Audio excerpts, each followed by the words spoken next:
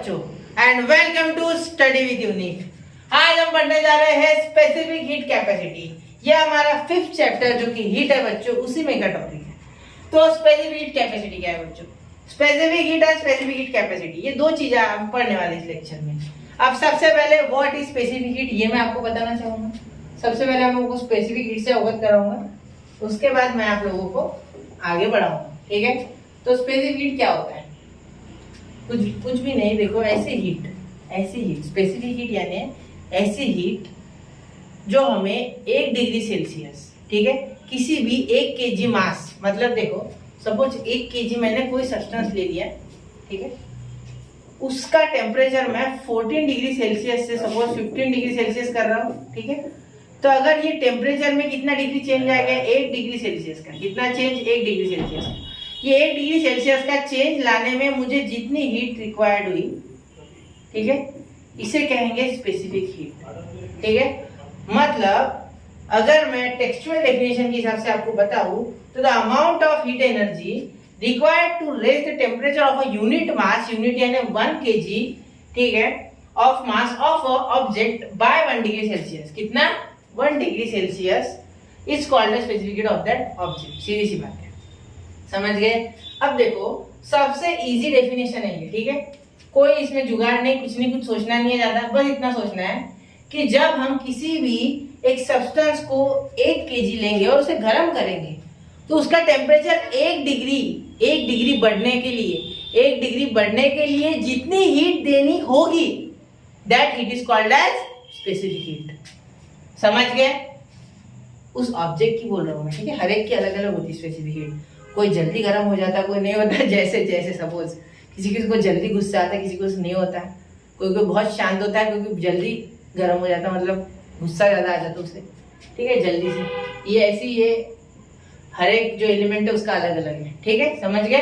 अब ये देखने के लिए, स्पेसिफिक हीट देखने के लिए हमने यहाँ स्पेसिफिक हीट कैपेसिटी को बोल दिया। मतलब स्पेसिफिक हीट और स्पेसिफिक हीट कैपेसिटी में फर्क क्या है? ठीक है, तो दोनों एक ही ऐसा बोल सकते हैं आप, क्योंकि आसपास ये पूरे सिंक्रोनस है, मतलब सेम ही है। ठीक है, स्पेसिफिक हीट यानी क्या बताया मैंने आपको कि 1 डिग्री टेम्परेचर बढ़ाने के लिए किसी भी unit mass of a solid का, ठीक है, मतलब 1 डिग्री सेल्सियस हम टेम्परेचर क्या कर देंगे? बढ़ा देंगे, तो उसमें जितनी हीट लगी that is called as specific heat. और स्पेसिफिक हीट कैपेसिटी यानी कितनी हीट उसने एब्जॉर्ब की।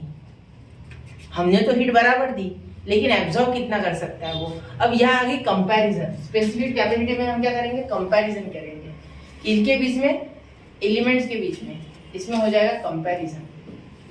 अब देखो जैसे हमने यहाँ एक और ये देखो, ये पूरा एक एक्सपेरिमेंट किया है, ठीक है, इसमें हमने सबसे पहले क्या किया? वैक्स लिया, एक डब्बे में वैक्स भर लिया, पूरा वैक्स भर लिया, और ट्रांसपेरेंट डब्बा, उसमें बहुत सारा वैक्स डाल दिया, ठीक है, पूरा वैक्स से ऐसे भर दिया, और वैक्स अब क्या हो जाएगा? फ्रीज हो जाएगा। उसमें रूम टेम्परेचर पे वैक्स फ्रीज हो जाता है। वैक्स यानी मोमबत्ती वाला मोम, ठीक है।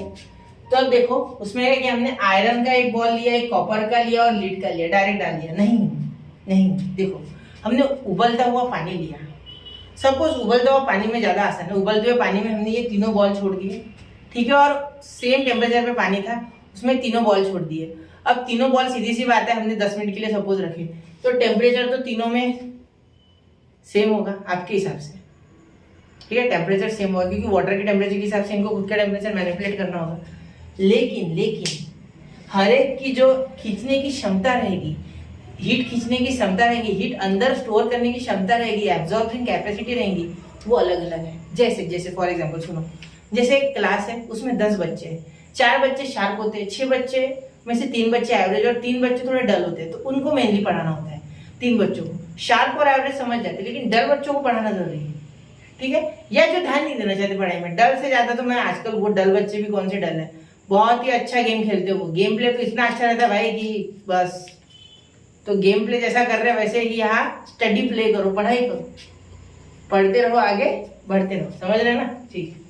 तो अब देखो यहाँ हमने ये 3 बॉल लिए, तो यहाँ एक ही जगह हमने इन्हें गर्म किया, मतलब एक ही उस पूरे गर्म पानी के जो हमारा वेसल था उसमें गर्म किया, ठीक। लेकिन जब हमने इन्हें निकाल के वैक्स में डाला तो आयरन सबसे गहरा गया, कॉपर उससे कम और लीड उससे कम।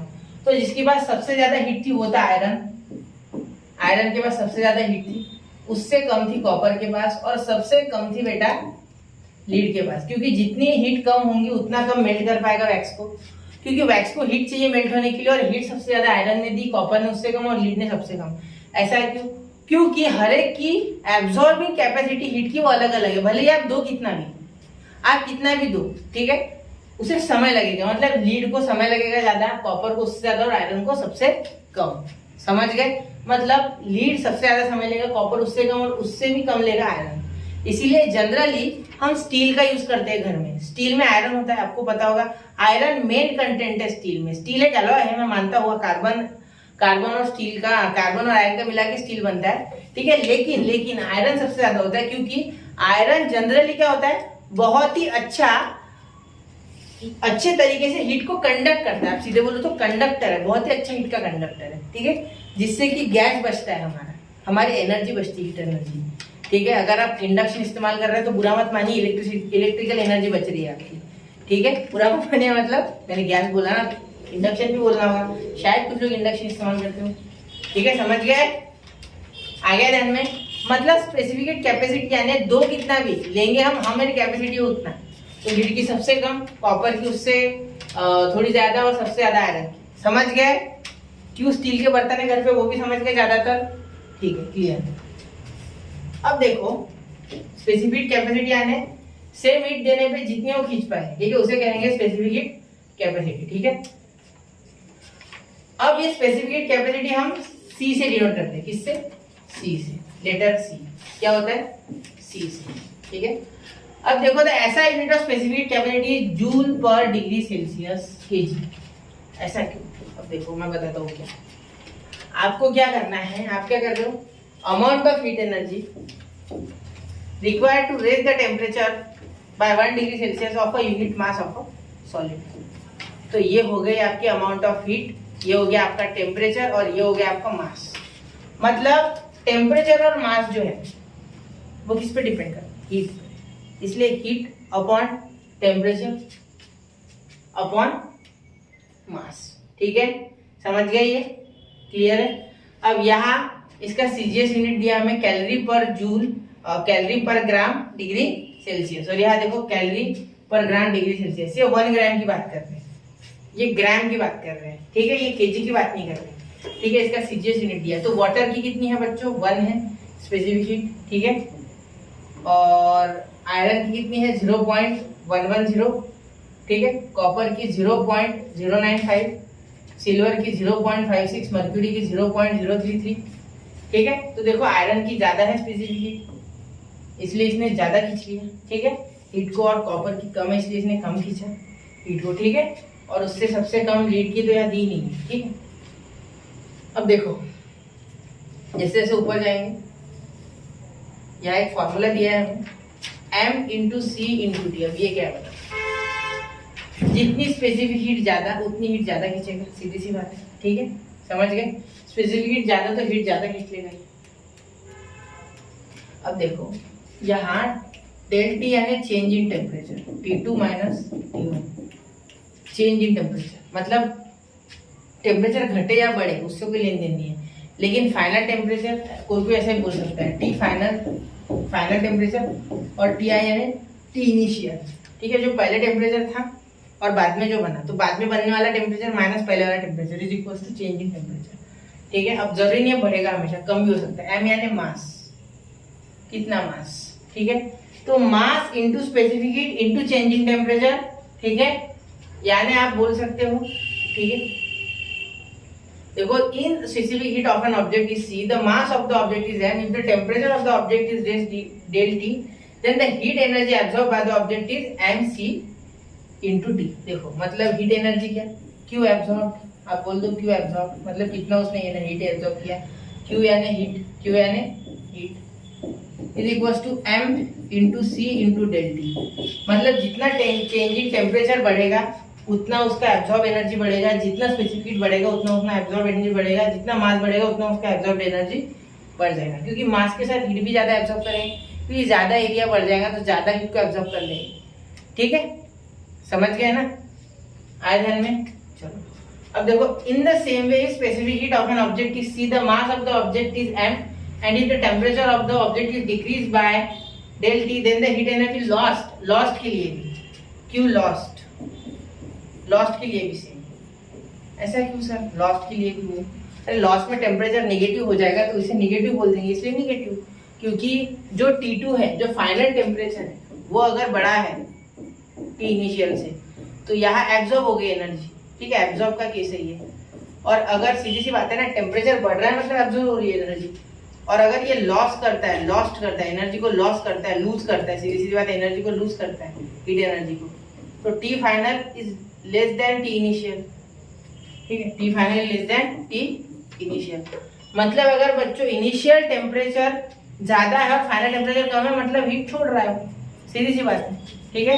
तो mass into specific heat into change in temperature is heat absorb और हीट लॉस्ट, ठीक है, दोनों चीजों में सेम है। तो किसी भी ऑब्जेक्ट का मास, उसकी स्पेसिफिक हीट और उसका चेंज इन टेम्परेचर, ये डिसाइड करेगा कि वो कितनी हीट एब्जॉर्ब कर सकता है, कितनी लूज कर सकता है, ठीक है। अब ये फॉर्मूला ऐसा है कि तो याद रखना, जितना मास बढ़ेगा बच्चों उतना ही हीट एनर्जी बढ़ेगा या कम होगा, ठीक है।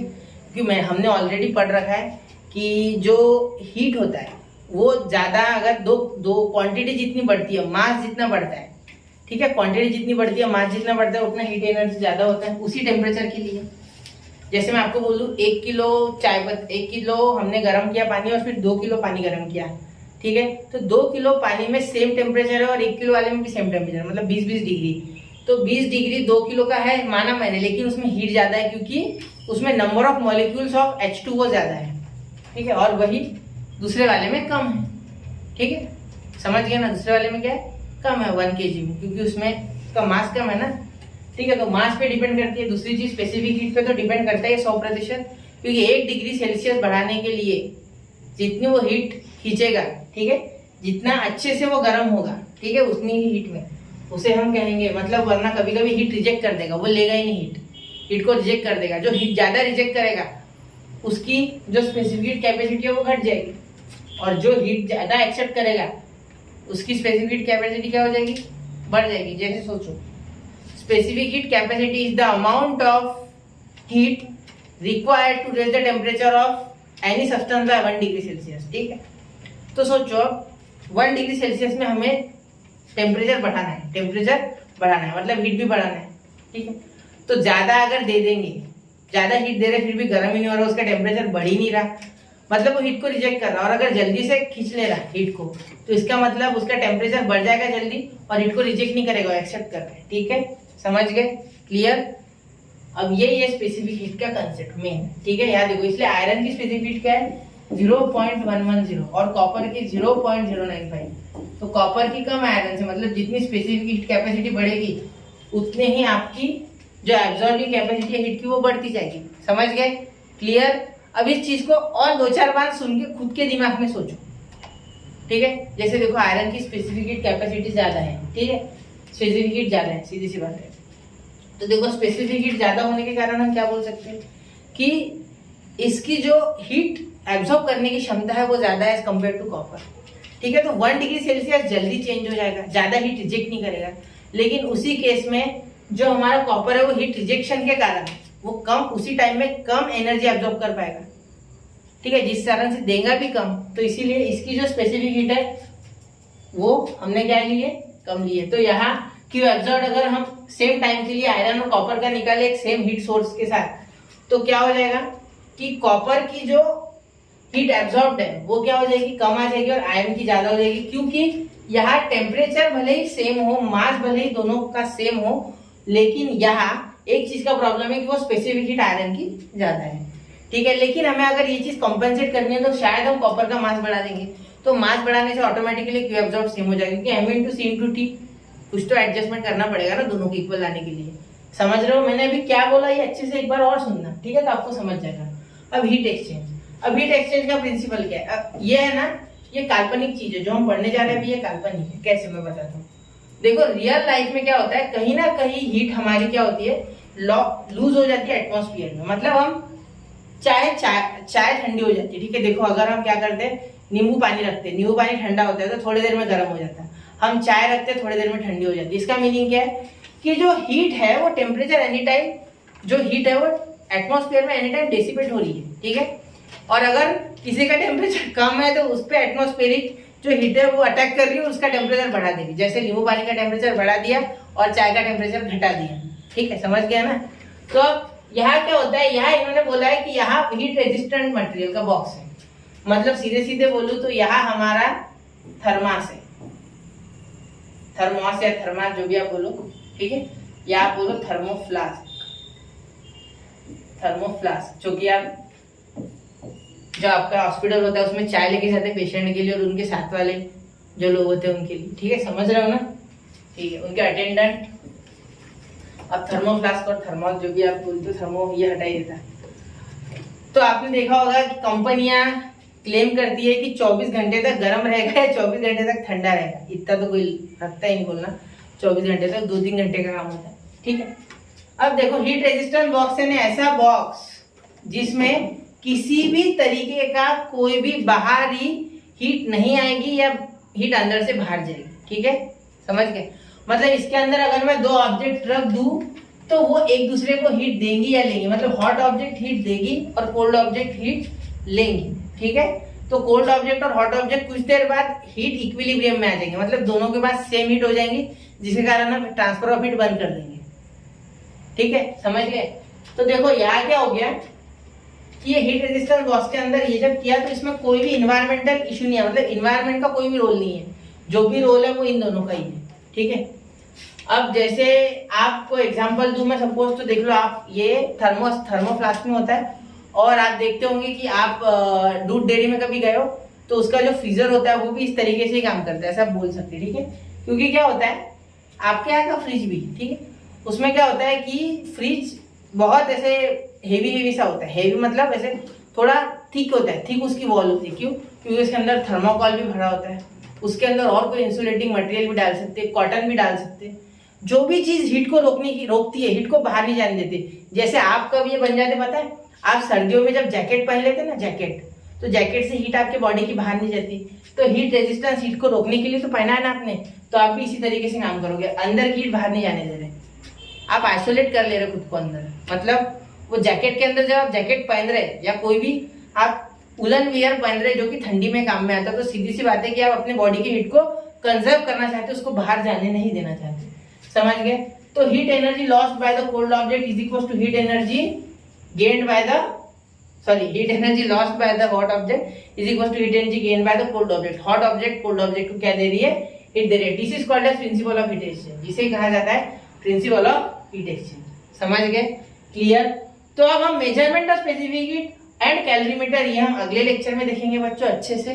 ठीक है, एक बार इस लेक्चर को वापस देखें, नहीं समझाए तो आपको ये लेक्चर ये थोड़ा भारी है, ये थोड़े कंसेप्ट जो थे थोड़े भारी थे। ठीक है, एकदम से नहीं समझता है, ये आपको लग रहा है अभी समझ रहा है, समय लगेगा। ठीक है, ये m into c into T, m यानी मास, c यानी स्पेसिफिक हीट और t यानी टेम्परेचर।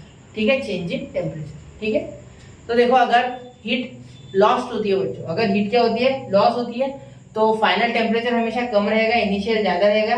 लेकिन अगर हीट गेन होती है तो फाइनल टेम्परेचर ज्यादा होगा और इनिशियल टेम्परेचर कम होगा। तो इसी के साथ अगले लेक्चर में मिलते हैं, तब तक के लिए पढ़ते रहे, आगे बढ़ते रहे। जय हिंद, जय भारत।